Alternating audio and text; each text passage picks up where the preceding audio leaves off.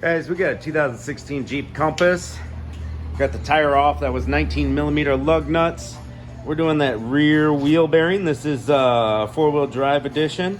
There's some of them that are front-wheel drive. So, yeah, you'll have a different style hub assembly. You won't have to worry about CV axle here. So we got 14mm on the back of the caliper right here and here. So Get that bolt out. I think that's really going to get it. I was just thinking about that. Yeah, go ahead and take that bolt all the way out. We got our brake hose in the way of the top bolt. You can only get an open-ended wrench on it.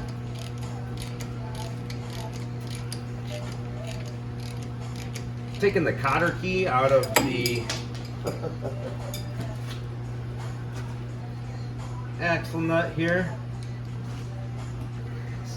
Cotter pin, whatever you want to call it.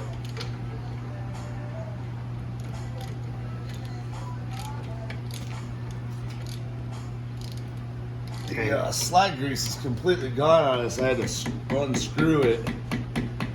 It's not coming out by hand.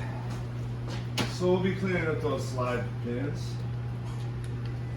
This cap is rusted right on there. Well, let's see if we can press this caliper back a little. There we go. There's a little push back. And we spin. Will that give us more room? It may, it may not. I don't think it will. Yeah, it ain't changing anything at all.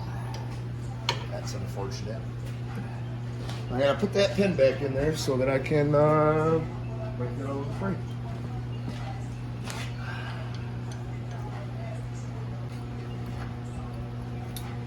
We got the cap off the nut. Rusted. Little washer behind there. Yeah, it's They're on there pretty good. yeah.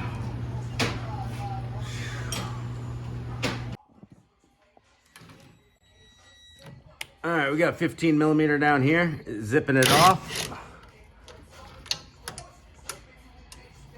All right, pull that little guy out of there. Look at that little tiny guy. Tiny. All right, now we're gonna get the top one off. 15's a little sloppy, 14's a little tight, so we're gonna have to try to hammer on there somehow. It's a weird bolt head. I don't know what's going on this vehicle. All right, guys, to get that top bolt off, to swivel our caliper out of the way, we used a little swivel socket with a wobble head extender, just real nice. There's our bolt. And it's supposed to be a 15, but it was a 14.5. Hammered the 14 on. The head's a little rotted out, so it made it annoying. So our whole caliper just got out of the way once we got the bracket bolts loose. Jamie's over there cleaning the bracket, or cleaning the slide pin. There's our bracket. Just took the whole thing off as one piece instead of disassembling the brakes. This rotor, usually you gotta hammer them off. This one's pretty loose. Usually you hammer right here, go back and forth. The rotor will fall off. There we go, now we're down to our hub surface here. That's pretty cool. We have a axle nut on there, 32mm. So you're definitely gonna want a 32mm socket if you're attempting this job. Make sure you guys can see everything. Looks good.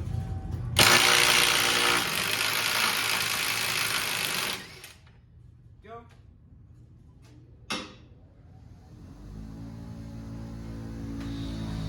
There's a little washer in here.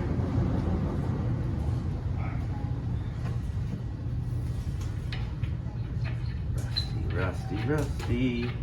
Let's see if the CV axle will push back. Just give it a couple hammer blows. Oh, nice. Alright, it's all freed up. Don't see that often up here. I got that socket jammed in there. You want to pop it out for me? Oh yeah, no problem. This was jammed on there? I thought I put it in the wrong spot. Got our washer out. Did our CV axle go back? Yeah, it did. It's it's a little sticky. Get some PV Blasta in there so that it stays back. Push it back. Spray the blaster in there. I don't want it to refreeze while I'm trying to do stuff. That's how you use blaster when you buy it by the case, bud. Inside.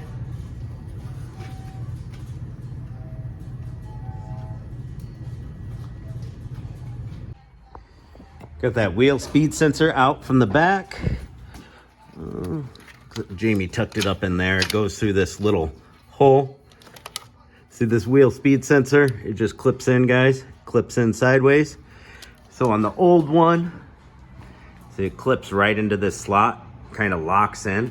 On the old one, we just took a long screwdriver and bent this tab up. It's getting replaced anyways, and then it just fell right out. Easy peasy.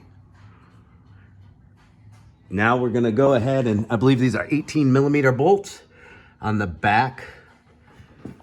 Right here, you got 4 of them. Get this sensor back out of the way. You got 4 of them to zip out. We're gonna use the impact with some wobbling head extenders to zip those 4 bolts out. With the extension, we might not have enough torque. If so, we'll put the breaker bar or the ratchet on there with the pipe, get those 4 bolts broken free and out.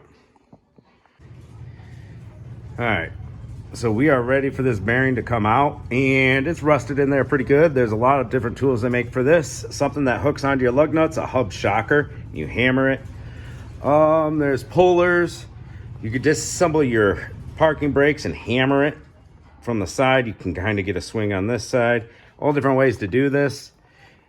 You can try air chiseling it from the back. I wouldn't recommend that. But anyways, what we have is this setup. It's a long bolt and a nut, and it goes right in between those ears, so it's not hitting the hub surface. It's right here. And what that's gonna do is we're gonna put this wrench here, hold that nut, and then we're going to zip right here. And then it's gonna work like a press to press that out. Go ahead, put it in forward. There you go. Now just give it a little hit, Jamie. All right, that's good. See how it's pulling that out, guys? And this one is coming free real easily.